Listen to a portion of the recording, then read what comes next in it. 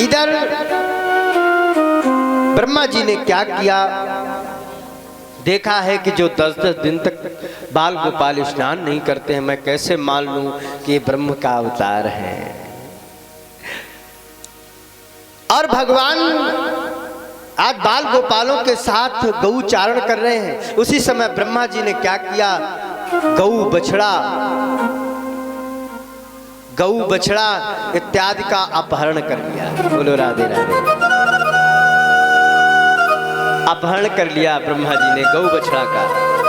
तो भगवान ने क्या किया, अब ब्रह्मा जी विचार करते हैं कि जो अगर ये ब्रह्म होंगे तो ये रोएंगे नहीं, छटपटाएंगे नहीं, और नहीं है तो इनको व्याकुल होना पड़ेगा। लेकिन मेरे गोविंद ने क्या किया, वो ब्रह्मलोक में जाकर के गौ बछड़ा इत्यादि अपहरण कर लिया है, उनको रख लिया है। मेरे गोविंद ने यहाँ क्या किया है, जैसे गाय, जैसे बछड़े, जैसे बाल गोपाल थे वैसे उतने ही स्वरूप प्रकट कर दिए। बोले वृंदावन बिहारी लाल की जय हो। अब तो प्यारे चमत्कार हो गया। माताएं अपने बच्चों को पहले से ज्यादा स्नेह करने लगी। क्यों? कि मेरे गोविंद ने अपने स्वरूपों का जो है प्राकट्य कर दिया। अनेक स्वरूपों में आज जिस समय बछड़े को गाय देखती है तो चारा खाना बंद कर देती है, वो बछड़े को ही देखती रहती है। मेरे कन्हैया बछड़े बन गए, मेरे कन्हैया बाल गोपाल बन गए। मैया इतना प्रेम करती है अपने बच्चों से। धीरे धीरे 1 दिन, 2 दिन, 3 दिन, धीरे धीरे 1 वर्ष गुजर गया। 1 वर्ष गुजर गया। यही चलते चलते अब समय आया ब्रह्मा जी को सबक सिखाने का। तो मेरे गोविंद ने क्या किया, ब्रह्मा जी इधर देखने आए कि आखिर ये बाल गोपाल इसके हम यहाँ रखें, ये क्या कर रहा है। तब तक मेरे गोविंद ने ब्रह्मा जी का स्वरूप धारण किया और ब्रह्मलोक में पहुंच गए। ब्रह्मलोक में पहुंचे और वहाँ पार्षदों से कहा, भैया आजकल हाँ रूप निधि बहुत घूम रहे हैं, जरा होश में रहना। रूप निधि का मतलब है जिसको हम आप कहते हैं बहुरूपिया, समझ रहे हैं, जो मतलब वेश बदल लेते हैं। अब तो पार्षदों को बता दिया मेरे मोहन ने, कन्हैया ने बता दिया। ब्रह्मा जी वापस आए तो देखा मेरा ही स्वरूप बैठा है। ब्रह्मा जी समझ गए, हाथों को जोड़ दिया कि प्रभु हमें क्षमा करो। तो भगवान कहते हैं, तेरी गलती में कानन में माफ करो। एक गलती हो तो तुझे माफ किया जाए। बोले एक नहीं तूने गलती की, क्या? बगुला को श्वेत कीनो, कोयल को कालो बनायो है।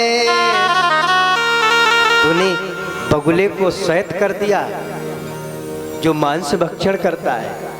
कोयल कितना मीठा बोलती है उसको तूने काला कर दिया। और तो और हमारे ब्रज में जहां गऊ चरती है, ब्रज में कांटे बोए तूने, काबुल में मेवा बोई है। काबुल में मेवा, जहां मुगल गऊ पछाड़क है। अब यहां तो कांटे बो दिए ब्रज में, जहां गऊ चाड़, एक गलती हो। अच्छा भगवान प्रसन्न कब होते हैं? अब ब्रह्मा जी समझ गए। तो ब्रह्मा जी ब्रजवासियों की शरण में पहुंच गए, क्योंकि ब्रज के भक्त कहा गया है जगत गुरु ब्राह्मण, और ब्राह्मण गुरु सन्यासी, सन्यासी गुरु अविनाशी और अविनाशी गुरु ब्रजवासी। बोले वृंदावन बिहारी लाल की। हाँ, अब तो प्यारे, क्योंकि भक्त के दास है कौन? मेरे गोविंद। वो भक्तों के दुख नहीं देख सकते हैं। ब्रह्मा जी प्रार्थना करते हैं और कहते हैं हमें माफ कर दो। बाल गोपाल लेकर के आए कन्हैया, बाल गोपालों को छोड़ दिया। इधर जो है अब अघासुर का जब उद्धार किया भगवान ने, तो बाल गोपाल ने बताया, घर पर आकर के बताया। उसी समय गौचारण करते करते एक दिन मेरे गोविंद ने क्रीड़ा की। सभी को कथा ज्ञात है, सुनी होगी। काली दह में जो जल अपवित्र था, उस जल को मेरे गोविंद ने पवित्र किया। उसके बाद जब वापस आए तो देखा सरोवर में जो है मैया लोग स्नान कर रही थी निर्वस्त्र होकर के। अब एक कहावत आती है, लोग कहते हैं भगवान कन्हैया के लिए ऐसे शब्दों का प्रयोग करते हैं, अरे जरा शर्म तो खाओ। एक कहावत है, हम करें सो हाँ। अरे पहले तुम अपना दूसरा स्वरूप तो प्रकट करो। उन्होंने तो अनंत अपने स्वरूपों को प्रकट किया है। अनंत कामनाओं को वो पूरा करते हैं। माताओं को समझाया, माताओं को समझाने के बाद पुनः वापस आए। तब तक क्या देखा है कि घर में तैयारियां हो रही हैं। घर में तैयारियां हो रही हैं, अनेक प्रकार की तैयारियां हो रही हैं। साज सजे जा रहे हैं, मिष्ठान पकौड़ा इत्यादि बन रहे हैं, सामग्री तैयार हो रही है। और कन्हैया ने पूछ दिया, ये क्या हो रहा है? ये क्या हो रहा है? तो कहने लगे, देखिए ये इंद्र की पूजा का प्राविधान है, उनके पूजन की सामग्री तैयार की जाती है। बोले क्यों? कहा हम लोग इंद्र की पूजा करते हैं, और जब इंद्र की पूजा होती है तो इंद्र प्रसन्न होते हैं। जब इंद्र प्रसन्न होते हैं तो वो मेघ बरसाते हैं, और जब मेघ बरसते हैं तो हमारी खेती हमको अन्न देती है, तब हमारा पेट भरता है। तो कन्हैया कहने लगे, तुम्हारा देवता कैसा है? ये तो घूसखोर है। हाँ, पहले घूस ले लेता है, उसके बाद काम करता है। और अब तो हर जगह घूस चलती है, भगवानों को घूस चलती है। हे भगवान, हमारा लाला जो है इंटर में फर्स्ट डिवीजन पास हो जाए, हाँ 2 किलो लड्डू का प्रसाद चढ़ाएंगे। आहा, एक बात और बता दूं, और जब बेटा ना पास हो पाया तो 2 किलो लड्डू प्रसाद, हाँ खत्म, कोई प्रसाद नहीं। देखिए, या तो बोलो नहीं, और बोलो तो हाँ, परिणाम कुछ भी हो, जितना बोला जाए उतना। और ये छोटी छोटी सी बातें हमारे जीवन में कभी बड़ा आकार लेकर के हमको कष्ट में डाल देती हैं। तो कहने लगे, कन्हैया ने कहा ऐसे देवता की पूजा नहीं होगी, और आप हमारे साथ चलिए। आइए, गोवर्धन नाथ की हम पूजा करते हैं। अब ये गोवर्धन कौन है? गोवर्धन नाथ कौन है? रामा अवतार में जब श्वेत निर्माण हो रहा था ना, श्वेत निर्माण हो रहा था, पुल का निर्माण हो रहा था, तो गोवर्धन नाथ जी के पास उनको उठाने के लिए गए। तब तक वहां से आवाज आ गई कि जिसके हाथ में जो वस्तु जहां पर है वो वहीं पर रख दिया है, कार्य पूरा हो चुका है।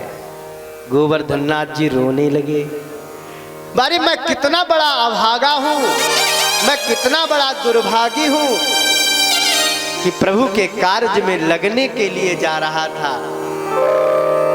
और और न लग पाया। न लग पाया तो राम जी ने कहा चिंता न करो, मैं स्वयं अपने हाथों से तुम्हारी प्रतिष्ठा करके तुम्हारा पूजन करूंगा। कब? द्वापर में, कृष्णावतार में। वही जो है आए हैं तो सभी लोग गोवर्धन की ओर जा रहे हैं। हाँ, हलवा पूड़ी गुलगुला इत्यादि बने हैं, खीर, और भगवान ने अपनी गौओं को स्नान कराया, बाल गोपालों को तैयार किया है। और गौ बछड़े के बीच में मेरे कन्हैया चलते हैं कि छोटी छोटी गौएं, छोटे छोटे ग्वाल है, छोटी छोटी गौएं हैं, छोटे छोटे बाल गोपाल हैं, और आगे आगे गौएं, पीछे पीछे ग्वाल, और बीच में चले मेरो मदन गोपाल। बीच में मेरे कन्हैया जी जा रहे हैं, और जो गौओं के खुरों से धूल उड़ती है वो मेरे कन्हैया के मुखमंडल पर जब आती है, अरे आहा, पसीने की बूंदें हैं मानो कि मोती टपक रहे हो। और माताओं ने बैलगाड़ी में ढोलकी रख ली है। हाँ, कितने लोग गोवर्धन जाना चाहते हैं? कितने लोग गए हैं? हाँ, यहाँ से टिकट लगता है। अच्छा भैया, कितने लोग टिकट जमा करेंगे गोवर्धन जाने का? जाएंगे कि नहीं जाएंगे? बोलिए मिश्रा जी, जाएंगे ना? हाँ, तो गोवर्धननाथ जी के लिए नहीं, जरूरी नहीं है कि हम तन से ही पहुंच जाएं। सबसे पहले हम मन से पहुंचे। जब हमारा मन पहुंचेगा तो तन भी पहुंच जाएगा। पहले मन को तो लगाएं कि मैं तो गोवर्धन को जाऊं मेरे भी, नाए माने मेरो मनुआ। मैं तो गोवर्धन को जाऊं मेरे भी, नाए माने मेरो मनुआ। मैं तो गोवर्धन को जाऊं सखीरी, नाए माने मेरो मनुआ। मैं तो गोवर्धन को जाऊं सखीरी, नाए माने मेरो मनुआ। नाए माने मेरो मनुआ सखीरी, नाए माने मेरो मनुआ। मैं तो ऐसे नहीं काम चलेगा। हाँ, हाथों का साथ देकर के जय जय।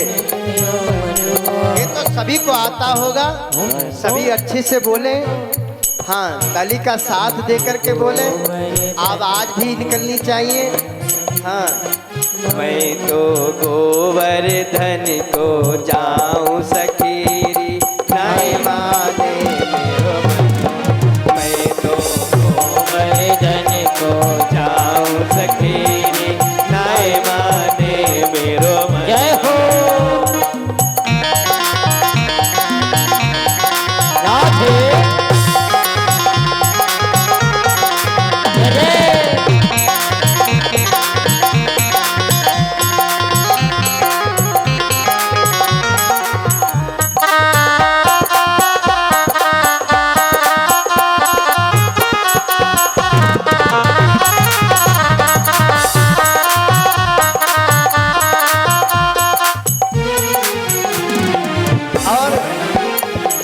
और क्या किया है माताओं ने, गा रही हैं, बड़े सुंदर भाव हैं और कहती हैं, सात शेर की करी रसोइया, सात शेर की करूँ मैं रसोइया।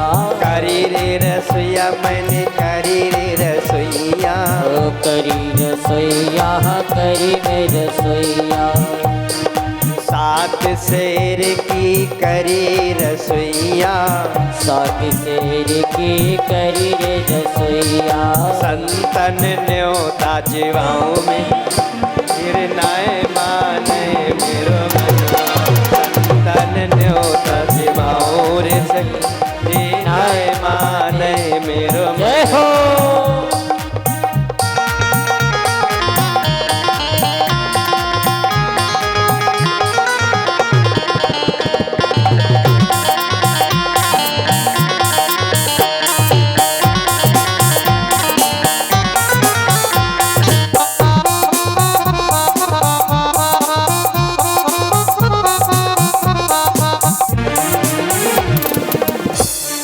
अब तो जो है धीरे से पहुंच गए।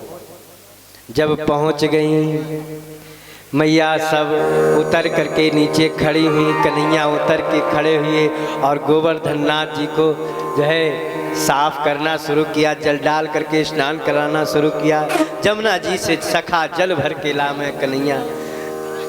हाँ, वहाँ सभी सफाई करने के बाद कन्हैया ने